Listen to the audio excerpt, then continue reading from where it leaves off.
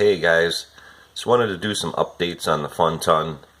With the small cam NA, the engine would fall on its face about 4,000 RPM, and with the turbo transitioning past, trying to push it past with the great 460 intake port, it didn't really like it with the 4-hole spacer. Everything ran great, even with the turbo up to 4,000, up to when the cam signed off. But I recently added a billet spacer underneath the Phytech, very similar to the Jomar power cone, and that opens it up a little bit, and it got quite a very smooth idle now, and lost maybe just a touch on the bottom with the turbo, and you just step on the throttle a little bit harder, and it feels great, and it pulls real clean up to 5,000 now. And the Phytech still tuning, still learning. And also added a MSD 6AL.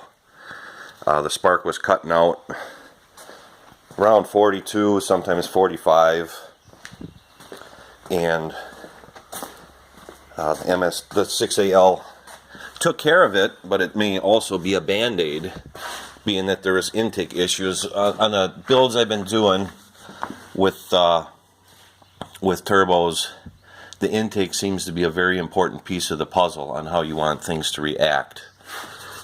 On the wastegate, this is a 60mm wastegate, and the discharge is 44mm, which is kind of dumb. But I have the wastegate set at 6 psi, and then with the reduction of having the 44mm discharge tube on there, it acts like a supercharger, which is exactly what I wanted. And the boost rises with RPM, and it would rise up to about 12 psi by about 5,000. And since then, I added a reducer to reduce it down to 1.5" pipe, which is actually 38mm. And now, by about 5,000, I have 17 or 18 psi. And it's turned it into quite an animal.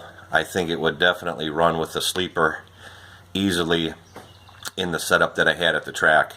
I don't think it would compare with the Lunati cam in the 300. But doing the math, it equates to about 500 to 550 horsepower.